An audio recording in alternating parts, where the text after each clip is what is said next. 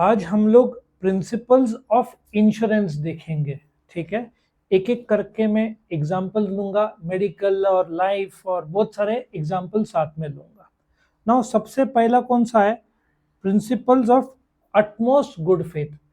अब तुम इंश्योरेंस का क्या निकालते हो? पॉलिसी निकालते हो। इंश्योरेंस में कितने पार्टीज होते हैं? दो। एलआईसी कौन हुआ? इंश्योरर। अपन कौन हुए?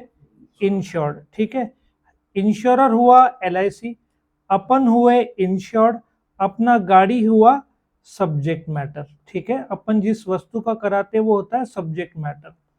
इंश्योरेंस क्या है? एक कॉन्ट्रैक्ट है, किसके बीच में? इंश्योरर और इंश्योर्ड के बीच में, जिसमें हम प्रीमियम भरते हैं और वो प्रोटेक्ट करता है, डैमेज हुआ तो भरपाई करके देगा। अब ये अटमोस्ट गुड फेथ क्या है? नाउ जब तुम पॉलिसी निकालते हो, खास करके मेडिक्लेम का, यहाँ पे मैं एग्जांपल लिखता हूँ मेडिक्लेम या लाइफ इंश्योरेंस का, तुमको पूरा डेटा बताना पड़ेगा। वो लोग पूछेंगे क्या आपको कोई हेल्थ प्रॉब्लम है? यदि एक मेरा पहचान का था, उसके हार्ट में बचपन से एक छोटा सा होल था, वो फिर वक्त के साथ साथ रिपेयर होना चाहिए, उसने बताया नहीं, देन यदि क्लेम का टाइम आता है ना, आउटराइट वो रिजेक्ट हो जाएगा। यदि वो रिपेयर नहीं किया और बाद में तुमने क्लेम करने की कोशिश की। अच्छा, नी रिप्लेसमेंट सर्जरी पता है ना? उसका अलग अलग, टाइटेनियम का आता है, स्टील का आता है।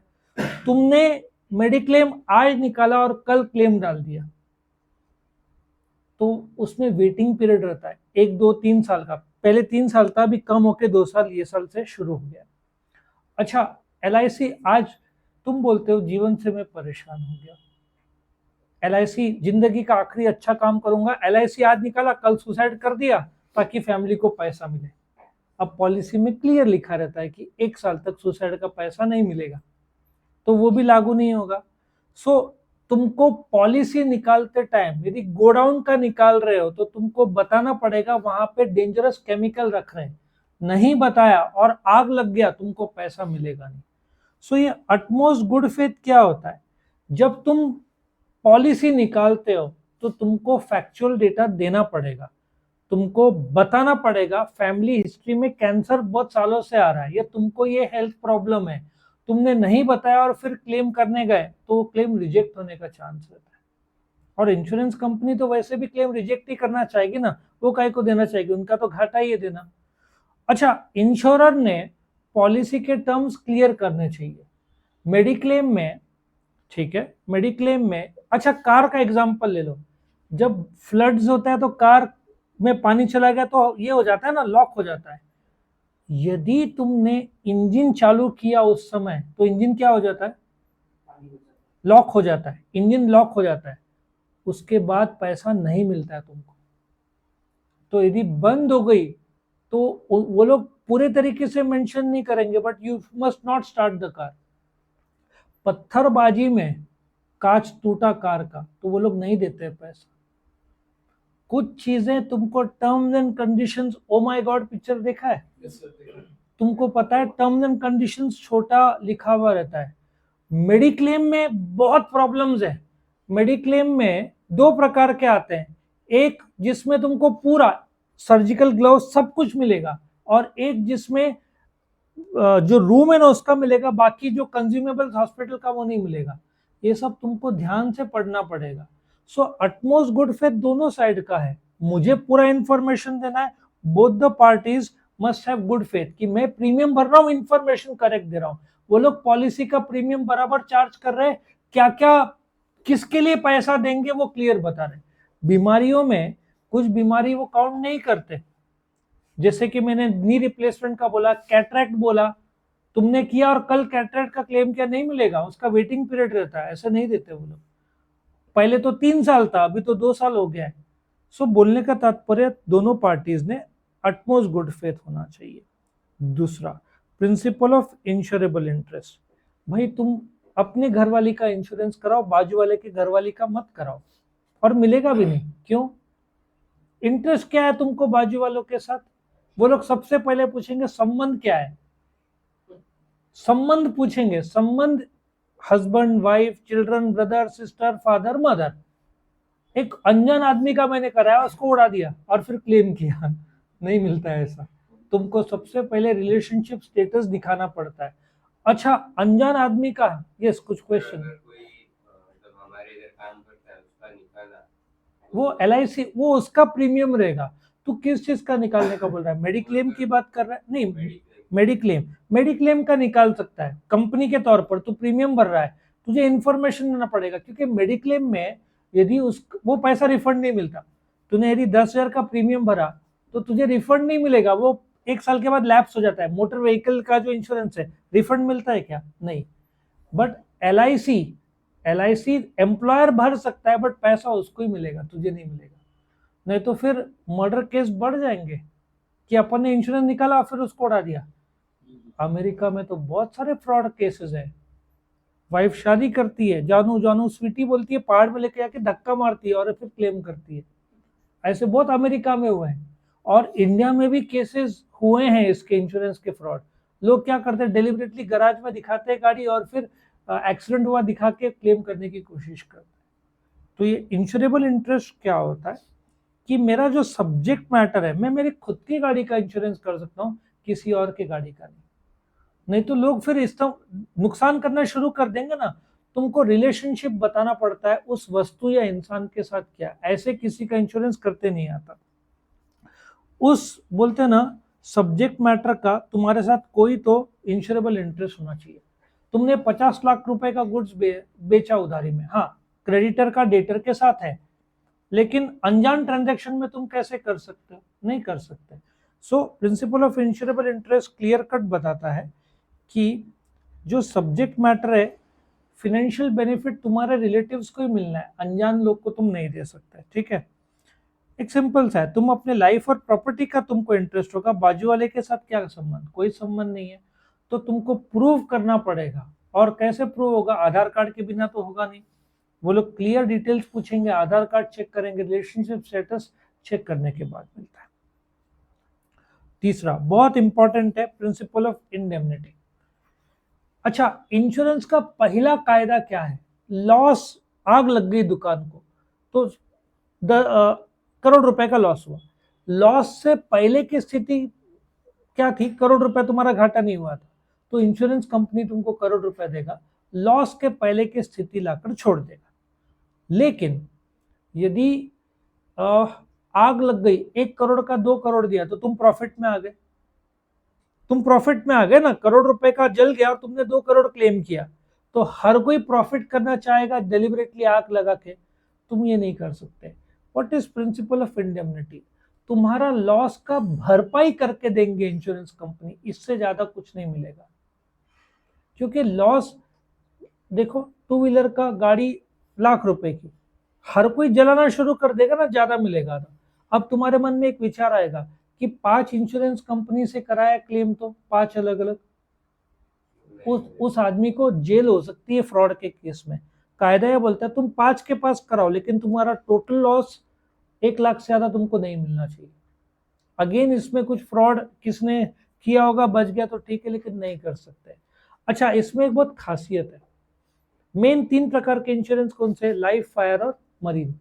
Life insurance contract of indemnity नहीं हो सकता, क्यों? सर अगर लाइफ इंश्योरेंस में अगर एक्सीडेंट होता है तो वो कंसिडर होता है वो? हाँ, वो कंसिडर होता है, लेकिन वो लाइफ इंश्योरेंस में एक्सीडेंटल डेथ भी कंसिडर होगा, और यदि मरा नहीं है तो मेडिक्लेम में आएगा, यदि निकाला है तो life insurance is not a contract of indemnity. क्यों? तुम लाइफ का भरपाई कैसे करोगे? आज एक्टर का करोड़ों का लाइफ होगा, आम इंसान का कुछ भी नहीं है। तो एक फैमिली मेंबर की यदि कोई गुजर गया तो उसका भरपाई कैसे करेंगे? समझा? वो तो बोलते ना प्रेम की बात है, और उसकी कीमत कैसे निकालेंगे? तो ये ऑब्जेक्टिव में भी आएगा क्या? Life insurance is not a contract of indemnity. So indemnity क्या है? भरपाई है। तुमको जितना लॉस हुआ उतना भरपाई मिलेगा, उससे ज्यादा नहीं। और सारे के सारे कॉन्ट्रैक्ट भरपाई के होते, एक्सेप्ट व्हाट? लाइफ, क्योंकि लाइफ का तुम भरपाई नहीं कर सकते। हाँ, कीमत दे सकते, बट भरपाई नहीं हो सकता। तुमको 50 लाख करोड़ भी मिल जाएगा, लेकिन तुम मिस तो करोगे ना। और गाड़ी जल गई, तुम नवी गाड़ी खरीद के आओ, गाड़ी का भरपाई खत्म, फिर तुम मिस नहीं करोगे पुराने गाड़ी को, उससे बेहतरीन गाड़ी आ जाएगी, तुमको भरपाई हो गया। But life insurance is not a contract of indemnity. Principle of subrogation बहुत इंटरेस्टिंग कंसेप्ट है। Now let us take one example, एक गाड़ी का एक्सीडेंट हुआ, 5 लाख की कार है, डेप्रिसिएशन कम करते हुए 5 लाख। नाउ तुमको इंश्योरेंस कंपनी 5 लाख देगी, तुमसे एक लेटर ऑफ सब्रोगेशन लिखवा लेगी। ये कार कौन टेक ओवर कर लेगा? Insurance company. फिर वो 20,000 50,000 में बेच के अपना लॉस कम करेंगे। अच्छा, उन्होंने तुमको 5 लाख दिया, कार भी तुम्हारे पास, तुमने भंगार में बेच के 20,000 कमाया, तुम प्रॉफिट में आ गए ना। तो प्रिंसिपल ऑफ सब्रोगेशन बोलता है डैमेज वस्तु इंश्योरेंस कंपनी रख के उसको भंगार में बेच के अपना लॉस कम करने की कोशिश करता है। बट इसमें एक चीज अप्लाई नहीं होता। क्या अप्लाई नहीं होता? Life insurance. यदि किसी की बॉडी है, तुम थोड़ी बोलोगे कीमत दो और बॉडी ले लो। उसमें भी एक टाइम होता है, जो किडनी जो भी बोलते हैं ना डोनेट करते हैं, विद इन आइज का 6 आवर्स रहता है, ऐसे कुछ टाइम फ्रेम है डेथ के बाद। और वो बीमारी से नहीं मरना चाहिए, नॉर्मल होना चाहिए, नेचुरल होना चाहिए। Then within 6 hours you can donate, और वो पहले से फॉर्म सब भरा हुआ होना चाहिए, उसके सब कायदे हैं। नेचुरल डेथ मतलब बीमारी से नहीं, by old age. Heart attack भी काउंट होगा, हार्ट अटैक में देना चाहिए उन्होंने।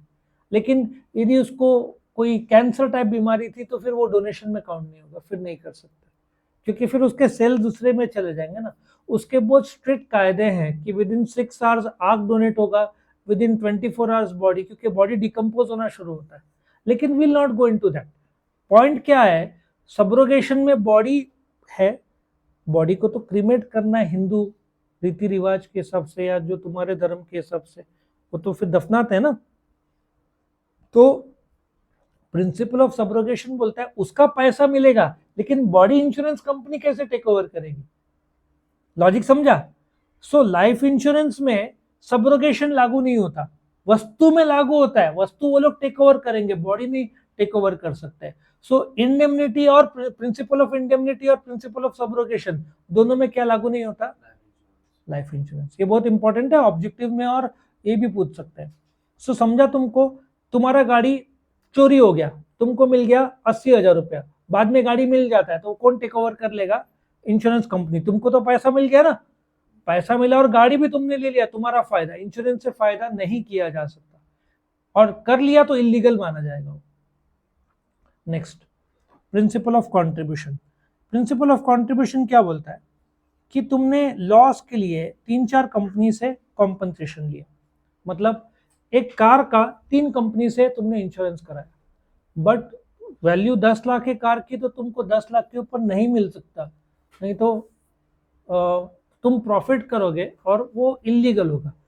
इंश्योरेंस प्रीमियम तुमने भरा है, लेकिन तुम फायदा नहीं उठा सकते इंश्योरेंस कंपनी का, नहीं तो फिर लोग इंश्योरेंस निकाल के दुकान को जलाना शुरू कर देना यदि ज्यादा कीमत मिल रहा है। तो तुम्हारा लॉस से पहले के स्थिति में लाकर छोड़ देंगे। तुमने 4-5 इंश्योरेंस कंपनी से गाड़ी या घर का इंश्योरेंस निकाला, तो तुमका लॉस का कीमत उतना ही 4-5 कंपनी मिलकर देगी, उससे ज्यादा नहीं देगी। कॉम्पनसेशन इसमें लेकिन वापस लाइफ लागू नहीं होगा, क्योंकि मैं लाइफ 4 कंपनी से निकाल सकता हूँ 10-10 लाख का, चारों को प्रीमियम पे किया तो चारों मुझे 10-10 के हिसाब से 40 लाख देंगे, वो चल सकता है, क्योंकि लाइफ इंश्योरेंस में मैंने उतना प्रीमियम ज्यादा भरा है। लेकिन वस्तु के लिए मैं ज्यादा क्लेम नहीं कर सकता। यदि ऐसा अलाउड कर दिया, इंसान तो वैसे भी दिमाग लगाएगा ही। सिंपल था ना, कि गाड़ी को जला दिया और 4 कंपनी से 40,000 का 1.5 लाख क्लेम कर लिया चारों कंपनी से, तो मेरे को अच्छा है 40,000 में मुझे 1.5 लाख मिल गए, तो लोग तो ये धंधा करते बैठेंगे। तो इसलिए ऐसा अलाउड नहीं है। तुम्हारा गाड़ी का जितना लॉस हुआ, तुम भले ही 2-3 जगह से निकाले हो, लेकिन तुमको जितना लॉस हुआ उससे ज्यादा मिल नहीं सकता। तो कंट्रीब्यूशन ये बोलता है कि तुमने ज्यादा पॉलिसी निकाले, बट तुमको लॉस जितना ही पैसा मिलेगा। छठवां बड़ा इंटरेस्टिंग है, principal of mitigation of loss. आग लग गई, सबसे पहले तुमने क्या करना चाहिए? बुझाने का कोशिश करना चाहिए, और तुमने फायर ब्रिगेड को याद रखो फायर इंश्योरेंस का पैसा 2-3 महीने के बाद मिलता है, वो पूरा एफआईआर दर्ज होता है, वो लोग चेक करते हैं पूरा कि बराबर है, लीगल है कि नहीं, जानबूझकर आग लगाए कि नहीं। और आजकल प्रूव होता है कि जानबूझकर माचिस से लगाए, वो भी नए नए टेक्नोलॉजी आ गया। अच्छा, मर्डर होने के बाद खून साफ करने के बाद भी तुमने देखा होगा ना, केमिकल से प्रूव हो जाता है कि इधर खून था। टेक्नोलॉजी बहुत आगे आ चुका है। सो मिटिगेशन ऑफ लॉस, सबसे पहले जब आग लगी, तो आग लगी और तुमने फायर ब्रिगेड और पुलिस को कब इन्फॉर्म किया? वो एफआईआर दर्ज कराना पड़ता है, वो कॉपी इंश्योरेंस कंपनी को देना होगा, वो लोग चेक करेंगे, छानबीन करेंगे, उसके बाद पैसा मिलता है। तुरंत पैसा मत एक्सपेक्ट करो। तुम क्लेम डालोगे, वो 2-3 महीना लगेगा क्लेम पास होने। So principle of mitigation of loss बोलता है, आग लगी ठीक है, बट क्या तुमने बुझाने की कोशिश की? प्रूव हो गया तुमने कुछ नहीं किया, तो वापस से वो लोग क्लेम मना कर सकते हैं। और इंडिया में कई बार क्लेम रिजेक्ट भी हो जाता है और फिर कोर्ट में केस चलता है। इंश्योरेंस को तो आदत है, लाखों करोड़ों रुपए के केस चलते रहते, तो उन लोग को तो आदत है। सो तुम्हारा जवाबदारी है कि कोई भी इवेंट हुआ, तुम अपना जवाबदारी से लॉस कम करने की कोशिश करो। पुलिस को, क्योंकि रिकॉर्डिंग में आ जाएगा ये टाइम में तुमने फोन किया था, ट्रैक होता है, mobile phone, telephone call recordings और कॉल उसमें पता चल जाता है, वो सब सबमिट होता है। उसके बाद क्लेम, क्योंकि फ्रॉड नहीं हो इसका पूरा केयर लेती है company, insurance company. Principle of कॉजा Proxima, ये बड़ा इंटरेस्टिंग है।